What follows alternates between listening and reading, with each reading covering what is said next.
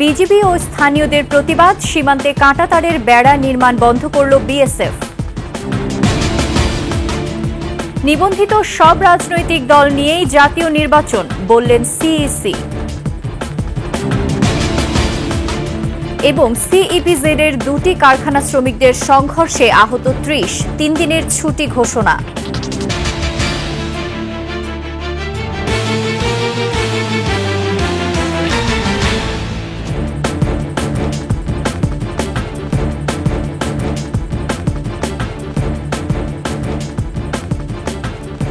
শুনছিলেন সংবাদ শিরোনাম। আমন্ত্রণ ২১ দেশের সংবাদে, সাথে আছি আমি ফারজানা নির্জনা। দর্শক, ২১ টেলিভিশনের সংবাদ একসাথে সরাসরি দেখতে পাবেন আমাদের ফেসবুক পেজ www.facebook.com/2124 অনলাইনে।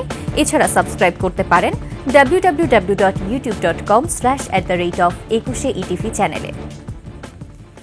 বিজিবিকে কোনো কিছু না জানিয়ে লালমনিরহাটের পাটগ্রাম সীমান্তের শূন্য লাইনে আবারও কাঁটাতারের বেড়া নির্মাণের চেষ্টা চালিয়েছে ভারতীয় সীমান্তরক্ষী বাহিনী বিএসএফ। তবে বিজিবি এবং স্থানীয় জনগণের তীব্র প্রতিবাদের মুখে কাজ বন্ধ করতে বাধ্য হয় বিএসএফ। এদিকে চাঁপাইনবাবগঞ্জের চকপাড়া সীমান্তে বিএসএফের গুলিতে আহত শহীদুল ইসলামকে রাজশাহী মেডিকেলে ভর্তি করা হয়েছে। প্রতিনিধিদের পাঠানো তথ্যচিত্রে দেখুন ডেস্ক রিপোর্ট। লালমনিরহাটের পাটগ্রাম উপজেলার দহগ্রাম সীমান্তে শুক্রবার হঠাৎ করে কাঁটাতারের বেড়া নির্মাণের কাজ শুরু করে ভারতীয় সীমান্তরক্ষী বাহিনী বিএসএফ। দহগ্রামের ক্লাবপাড়া এলাকার শূন্যরেখায় আন্তর্জাতিক সীমান্ত আইন লঙ্ঘন করে ভারতের রানীনগর বিএসএফ ব্যাটালিয়নের অরুণ ক্যাম্পের সদস্যরা দেশটির নাগরিকদের সহায়তায় এই বেড়া নির্মাণ শুরু করে। ভিতরে দেন, ওরা মানতেছে না, ওরা পিলের কাছেই আছে। বিজিবি অর্ডার দিলে অফার দিয়ে দিব। খবর পেয়ে দ্রুত সেখানে পৌঁছে তীব্র প্রতিবাদ জানান ৫১ বিজিবি ব্যাটালিয়নের পানবাড়ি ক্যাম্পের সদস্যরা। পরে বাধ্য হয়ে নির্মাণ কাজ বন্ধ করে অভ্যন্তরে চলে যায় বিএসএফ সদস্য এবং ভারতীয় নাগরিকরা। বিজিবির কেউ এ বিষয়ে কোনো কথা বলতে রাজি হয়নি। তবে এখন স্বাভাবিক রয়েছে সীমান্তের পরিবেশ। এদিকে চাঁপাইনবাবগঞ্জের চকপাড়া সীমান্তে বেড়া নির্মাণ চেষ্টার পর এবার গুলি ছুড়েছে বিএসএফ। এতে শহীদুল ইসলাম নামে এক বাংলাদেশি আহত হয়েছেন। শনিবার ভোর ৬টার দিকে গুরুতর আহত অবস্থায় তাকে রাজশাহী মেডিকেল কলেজ হাসপাতালে ভর্তি করা হয়। Masum আলিসা, desk report, ২১ television. তফসিল ঘোষণা পর্যন্ত নিবন্ধিত সব রাজনৈতিক দল নিয়েই আগামী জাতীয় নির্বাচন হবে বলে জানিয়েছেন প্রধান নির্বাচন কমিশনার এএমএম নাসির উদ্দিন। সিলেটে এক অনুষ্ঠানে সিইসি বলেন, আওয়ামী লীগের নিবন্ধন থাকবে কিনা এবং নির্বাচনে অংশ নিতে পারবে কিনা তা সময় বলে দেবে। স্থানীয় সরকার নির্বাচন কোনোভাবেই একদিনে করা সম্ভব নয় বলেও জানান তিনি। সিইসি বলেন, জাতীয় নির্বাচন ইভিএমে হবে না। প্রধান উপদেষ্টার দেওয়ার সময় অনুযায়ী নির্বাচন অনুষ্ঠানে কমিশন কাজ করছে বলেও জানান তিনি। জাতীয় নির্বাচনের টাইম ফ্রেম নিয়ে যে বক্তব্য দিয়েছে সেটা মাথায় রেখে ইসি কাজ করছে। আমরা আমাদের সেই কাজ চালিয়ে যাচ্ছি এবং ওনার বক্তব্য অনুযায়ী যাতে আমরা নির্বাচন করতে পারি সে লক্ষ্যে আমরা কাজ করে যাচ্ছি। এই সবগুলো নির্বাচন একদিনে করার এটা একটা আমাদের জন্য আদৌ গ্রহণযোগ্য একটা সুপারিশ নয়, এটা বাস্তবায়নযোগ্য নয়। সরকারি শিক্ষকদের রাজনৈতিক দলের সাথে জড়িত থাকার প্রমাণ পেলে আইনি ব্যবস্থা নেয়ার হুঁশিয়ারি দিয়েছেন প্রাথমিক ও গণশিক্ষা উপদেষ্টা ডা. বিধান রঞ্জন রায় পোদ্দার। ময়মনসিংহে প্রাথমিক সহকারী শিক্ষকদের ১ মাসের প্রশিক্ষণ কর্মশালার উদ্বোধনী অনুষ্ঠান শেষে একথা বলেন তিনি। বলেন, বই পরিবর্তন এবং বইয়ের একটি টেন্ডার বাতিল করায় কয়েকটি ক্লাসে বই দিতে দেরি হচ্ছে। বই ছাপার কাজ চলছে, জানুয়ারির মধ্যে ৪র্থ ও ৫ম শ্রেণীর বই দেয়া হবে। তুচ্ছ ঘটনায় সিইপিজেড এর দুটি পোশাক কারখানার শ্রমিকদের সংঘর্ষে ৩০ জন আহত হয়েছে। এই ঘটনায় কারখানা দুটি ৩ দিনের জন্য ছুটি ঘোষণা করা হয়েছে। সংঘর্ষের পেছনে অন্য কারো ইন্ধন আছে কিনা খতিয়ে দেখা হচ্ছে বলে জানিয়েছে সেনাবাহিনী। চট্টগ্রাম থেকে রিপোর্ট করছেন হাসান ফিরদৌস, ক্যামেরায় ছিলেন বিপ্লব মজুমদার। চট্টগ্রাম ইপিজেডের জেএমএস নামে পোশাক তৈরির কারখানার শ্রমিকরা গেল বুধবার বেতন ভাতা বৃদ্ধি সহ ৯ দফা দাবিতেই বিক্ষোভ করে। এই সময় মেরিনকো নামের অপর একটি কারখানার শ্রমিকরা আন্দোলনকারীদের হাতে লাঞ্ছিত হওয়ার অভিযোগ তোলে। এই ঘটনার জেরে শনিবার মেরিনকো শ্রমিকরা জেএসএস কারখানার শ্রমিকদের উপর হামলা চালায়। এ সময় দুপক্ষ সংঘর্ষে জড়িয়ে পড়লে আহত হয় অন্তত 30 জন। ইপিজেডের মেইন গেটটা আটকে দিয়েছে। আমরা তখন খুলে বাইরে যাওয়ার সময় আমরা প্রতিবাদ করছি, আর আমাদের হামলা করে। আমাদের কাজ করা অবস্থা ওরা আমাদের উপর হামলা করছে, আমাদের গার্মেন্টস ভাঙচুর করছে। পরে পুলিশ ও সেনাবাহিনী সহ আইন শৃঙ্খলা রক্ষা বাহিনীর সদস্যরা ঘটনাস্থলে গিয়ে পরিস্থিতি নিয়ন্ত্রণে আনে। এরিমো কোম্পানির, ঠিক আছে, তারা জেএমএস কোম্পানির শ্রমিকদের উপর অতর্কিত হামলা করে। তো আমরা তাদেরকে হাসপাতালে পাঠাই ইভাকুয়েট করে এবং পরবর্তীতে সিচুয়েশন কন্ট্রোলে আনি। এদিকে কারখানা দুটির 3 দিনের জন্য বন্ধ ঘোষণা করা হয়েছে বলে জানান দায়িত্বপ্রাপ্ত সেনা কর্মকর্তা। তিনি বলেন, ঘটনার পেছনে অন্য কারো ইন্ধন রয়েছে কিনা তা খতিয়ে দেখা হবে। দুই গার্মেন্টস কর্তৃপক্ষকেই তাদের ডাকা হয়েছে আমাদের ইপিজেড অফিসে। তাদের সাথে আমাদের পুরো ঘটনার ভেতরের বা পিছনে কারো কোনো ইন্ধন আছে কিনা বা এগুলোর সূত্রপাত কি, এগুলো আমরা আরো ডিটেলসে গিয়ে বিস্তারিত আলাপ আলোচনা করব এবং এগুলোর সমাধান যাতে পরবর্তীতে এসব ঘটনা পুনরায় না হয়। অপ্রীতিকর পরিস্থিতি এড়াতে ইপিজেড এলাকায় মোতায়েন করা হয়েছে সেনা ও নৌবাহিনী সহ আইন শৃঙ্খলা রক্ষা বাহিনীর সদস্যদের। হাসান ফিরদৌস, 21 টেলিভিশন, চট্টগ্রাম। মুন্সিগঞ্জ থানা থেকে যুবদল নেতাকে ছিনিয়ে নেয়ার প্রতিবাদে ব্লকেট কর্মসূচি পালন করেছে বৈষম্য বিরোধী ছাত্র আন্দোলন। ঢাকা মাওয়া মহাসড়কে ধলেশ্বরী টোল প্লাজায় অবস্থান নিয়ে ঘটনায় জড়িতদের বিচারের দাবি জানান তারা। এ সময় মহাসড়কের দুপাশে প্রায় 2 কিলোমিটার রাস্তা যানজটে আটকে থাকে। পুলিশ জানায়, আন্দোলনকারীদের দাবি পূরণের আশ্বাস দিলে 1 ঘণ্টা পরে মহাসড়ক থেকে সরে যায় তারা। শ্রীনগরে ফৌজদারি মামলার এজাহারভুক্ত আসামি যুবদল নেতা তরিকুলকে থানা থেকে শুক্রবার রাতে ছিনিয়ে নেয় বিএনপি নেতাকর্মীরা। বান্দরবানের আলীকদমে 58 জন মিয়ানমার নাগরিক সহ বাংলাদেশি 5 দালালকে আটক করেছে বিজিবি। গোপন সংবাদের ভিত্তিতে ভোরে আলীকদমের বুচির মুখ নামক স্থানে অভিযান চালায় তারা। এ সময় বাংলাদেশে অনুপ্রবেশের দায়ে 12 জন পুরুষ, 10 জন নারী এবং 37 শিশু সহ 58 জনকে আটক করা হয়। আটককৃত দালালরা হচ্ছে আরিফুল ইসলাম, নজরুল ইসলাম, জামাল উদ্দিন, আবু হুজাইফা ও খোরশেদ আলম। এ সময় পরিবহনের কাজে ব্যবহৃত একটি ডাম্পার ও একটি প্রাইভেট কার জব্দ করা হয়।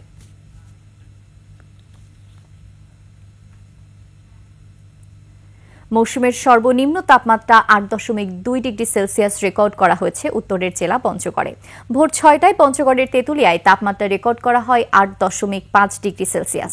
3 ঘন্টার ব্যবধানে তা কমে গিয়ে 8.2 ডিগ্রির ঘরে গিয়ে দাঁড়িয়েছে। বিভিন্ন জেলায় বয়ে যাওয়া শৈত্যপ্রবাহে দুর্ভোগ বেড়েছে ছিন্নমূল ও খেটে খাওয়া মানুষের। প্রতিনিধিদের তথ্যচিত্রে ইউসুফ হাসান নাইমের ডেস্ক রিপোর্ট। আগামী 24 ঘন্টায় তাপমাত্রা বেড়ে শীত কমবে বলে আভাস দিয়েছে আবহাওয়া অধিদপ্তর। সেই সঙ্গে মধ্যরাত থেকে সকাল পর্যন্ত সারা দেশের কোথাও কোথাও হালকা থেকে মাঝারি ধরনের কুয়াশা পড়তে পারে। রংপুর অঞ্চলে মাঝারি থেকে মৃদু শৈত্যপ্রবাহ অব্যাহত রয়েছে। ঘন কুয়াশায় দিনের বেলায় বাতি জ্বালিয়ে চলছে যানবাহন। শীত বস্ত্রের অভাবে হতদরিদ্ররা পোহাচ্ছে দুর্ভোগ। পাল্লা দিয়ে বাড়ছে ঠান্ডাজনিত রোগ। ঠাকুরগাঁওয়ে শীতের তীব্রতায় জনদুর্ভোগ চরমে। হিমেল বাতাসে কাজের সন্ধানে গ্রাম থেকে শহরে আসা শ্রমজীবীরা পড়েছেন বিপাকে। শীতে কাঁপছে কুড়িগ্রাম, বয়ে যাচ্ছে শৈত্যপ্রবাহ, ব্যাহত হচ্ছে জনজীবন। কাজে যেতে না পারায় বিপাকে পড়েছে শ্রমজীবীরা। মৌলভীবাজারে ঠান্ডায় দুর্ভোগে সাধারণ মানুষ। আগামী কয়েকদিন তাপমাত্রা আরও কমার পূর্বাভাস দিয়েছে শ্রীমঙ্গল আবহাওয়া অফিস। ময়মনসিংহেও বেড়েছে শীতের তীব্রতা। বিপাকে পড়েছেন নিম্ন আয়ের মানুষেরা। শীত বস্ত্রের অভাবে কষ্টে আছে ছিন্নমূল লোকজন। Yusuf Hasan Naim, desk report, 21 television. আলাদা সড়ক দুর্ঘটনায় হবিগঞ্জ ও গোপালগঞ্জে 4 জন নিহত হয়েছে। হবিগঞ্জের মাধবপুরে গাড়ি চাপায় একটি কোম্পানির 3 নারী শ্রমিক নিহত হয়েছে। মাধবপুর থানার কর্মকর্তা জানান, নিহত 3 নারী ব্যাটারি চালিত টমটম দিয়ে কর্মস্থলে যাচ্ছিলেন। এ সময় ঘন কুয়াশার কারণে অন্য একটি গাড়ি তাদের টমটমে ধাক্কা দিলে ঘটনাস্থলেই মারা যায় 3 জন। এদিকে গোপালগঞ্জে কাশিয়ানীর ঘোনাপাড়ায় ইট বোঝাই ট্রলির ধাক্কায় এক বৃদ্ধা নিহত হয়েছে। ঘোনাপাড়া হাইওয়ে পুলিশ ফাঁড়ির কর্মকর্তা জানান, আইনি প্রক্রিয়া শেষে মরদেহ পরিবারের কাছে হস্তান্তর করা হয়েছে।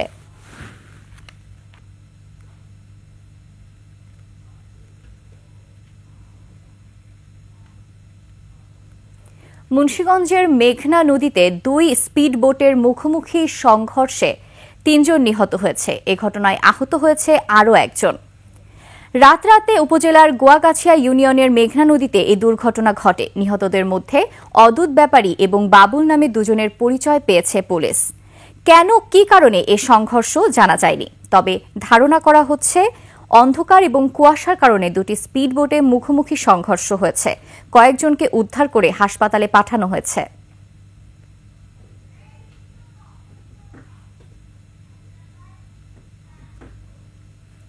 খুলনায় বেড়েছে অপরাধমূলক কার্যক্রম। আইন শৃঙ্খলা রক্ষাকারী বাহিনীর ঢিলেঢালা অবস্থানের কারণে বেপরোয়া হয়ে উঠেছে সন্ত্রাসীরা। এমন পরিস্থিতিতে নিরাপত্তাহীনতায় ভুগছে শহরবাসী। চুরি, ছিনতাই ও হত্যাকাণ্ড বন্ধে প্রশাসনকে কঠোর হওয়ার দাবি জানিয়েছেন তারা। খুলনা বিভাগীয় প্রতিনিধি মহেন্দ্রনাথ সেনের তথ্য ও শেখ মোহাম্মদ জুয়েলের ছবিতে দেখুন ডেস্ক রিপোর্ট। দীর্ঘদিন পলাতক ও জেলে থাকা চিহ্নিত কিছু সন্ত্রাসী খুলনায় ফিরেছে। তাদের সঙ্গে যোগ দিয়েছে কিশোর গ্যাং, বখাটে ও উঠতি সন্ত্রাসীরা। প্রায় তারা পাড়া মহল্লায় সশস্ত্র মহড়া দেয়। আতঙ্কিত নগরবাসীর অভিযোগ, চাঁদাবাজি, ডাকাতি ও হত্যা হলেও পুলিশ প্রশাসনের তৎপরতা কম থাকায় সুযোগ নিচ্ছে সন্ত্রাসীরা। অনেক জায়গায় মার্ডার হচ্ছে এবং অনেক রাত্রে গভীর রাত্রে অনেক শব্দ শোনা যায় এবং আইনশৃঙ্খলা বাহিনীর অবনতির কারণে এখন এই সন্ধ্যার পরে মানুষ খুব একটা আতঙ্কে থাকে। আগের তুলনায় বর্তমান শান্তি শৃঙ্খলার পরিস্থিতি ভালো না। পুলিশ প্রশাসন মাঠে ওইভাবে আসলে সঠিকভাবে কাজ করছেন আমার মনে হয়। আইনের শাসন প্রতিষ্ঠা না হওয়ায় ভয় ও আতঙ্কে দিন পার করছেন নগরবাসী। চুরি, ছিনতাই, রাহাজানির থেকে শুরু করে প্রতিনিয়ত খুনের ঘটনা ঘটছে এবং একেবারে প্রকাশ্যে মানুষকে ডেকে নিয়ে বলা চলে দিবালোকে কুপিয়ে হত্যা করা, গুলি করে হত্যা করা এবং এই সন্ত্রাসীরা, অপরাধীরা কোনোভাবেই আইনের আওতায় আসছে না বলেই চলে। অপরাধীদের গ্রেফতার ও বিচার করতে পারলে এই অবস্থা সৃষ্টি হতো না বলে মনে করেন অনেকে। প্রশাসনের যে অবস্থা থাকার কথা ছিল, পুলিশ নিষ্ক্রিয় হওয়ার কারণে আইনশৃঙ্খলা পরিস্থিতি খানিকটা মানুষের কাছে অসন্তুষ্টির কারণ হয়ে দাঁড়ায়। এদিকে পুলিশের এই কর্মকর্তা জানান, 5 আগস্টের পর পুলিশ কিছুটা সংকটে পড়লেও তা কাটিয়ে উঠেছে। থেমে নেই প্রশাসনও। আমরা থেমে নেই, আমরা আমাদের কার্যক্রম চালিয়ে যাচ্ছি, সর্বোচ্চ চেষ্টা করছি। তো আমি নগরবাসীকে আহ্বান করব, যদি তাদের কাছে কোনো ধরনের কোনো তথ্য থাকে অপরাধ নিয়ন্ত্রণে আমাদেরকে দিলে আমরা আমাদের কার্যক্রমে আরও বেশি গতিশীলতা আনতে পারবো এবং আমরা আরও সাকসেস হতে পারবো বলে আমি মনে করি। Banushree Dolly, desk report, 21 television. এবছর শীত বেশি পড়ায় দেশজুড়ে বেড়েছে টাঙ্গাইলের তৈরি শাল চাদরের চাহিদা। এ শিল্পের সাথে জড়িত মালিক শ্রমিকরা শাল চাদর তৈরিতে এখন ব্যস্ত সময় পার করছেন। দৃষ্টিনন্দন তাঁতের শাল চাদর যাচ্ছে রাজধানী ঢাকা সহ দেশের বিভিন্ন জেলায়। তবে সুতার মূল্য বৃদ্ধি ও পুঁজি স্বল্পতায় ভুগছেন এ পেশার সাথে জড়িতরা। স্বল্প সুদে ঋণ সহায়তার দাবি করছেন ব্যবসায়ীরা।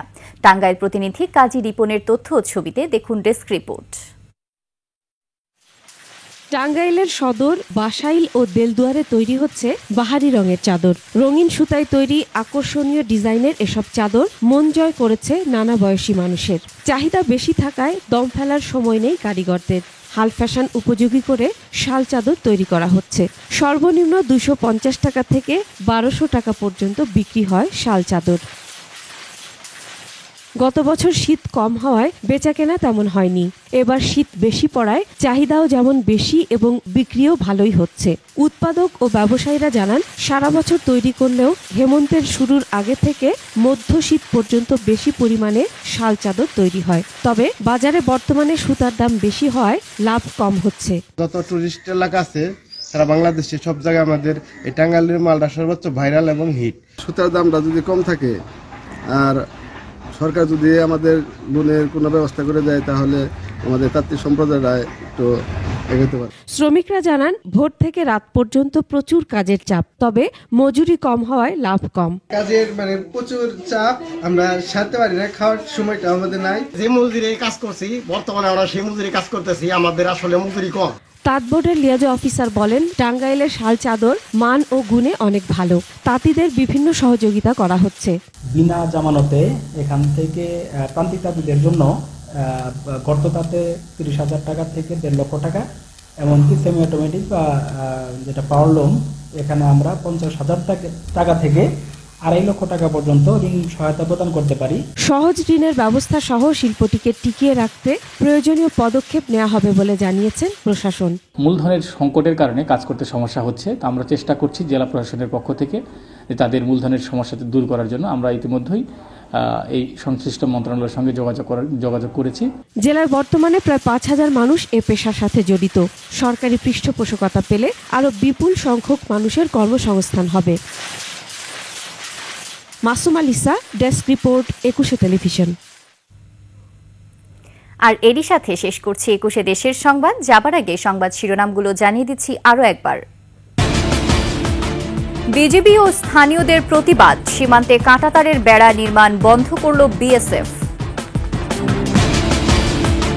নিবন্ধিত সব রাজনৈতিক দল নিয়েই জাতীয় নির্বাচন, বললেন সিইসি।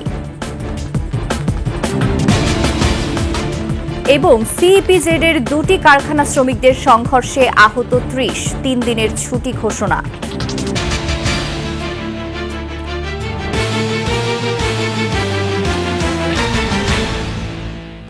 সর্বশেষ সংবাদ জানতে ডায়াল করুন 2021 নম্বরে আর ভিজিট করুন 21-tv.com ওয়েবসাইটে। ফেসবুকে ভিজিট করতে পারেন www.facebook.com/2124 অনলাইনে। এছাড়া সাবস্ক্রাইব করতে পারেন www.youtube.com/@21etv চ্যানেলে। এতক্ষণ সঙ্গে থাকার জন্য ধন্যবাদ। পরবর্তী সংবাদ সন্ধ্যা 7টায় দেখার আমন্ত্রণ রইল। 21-এর সাথেই থাকুন।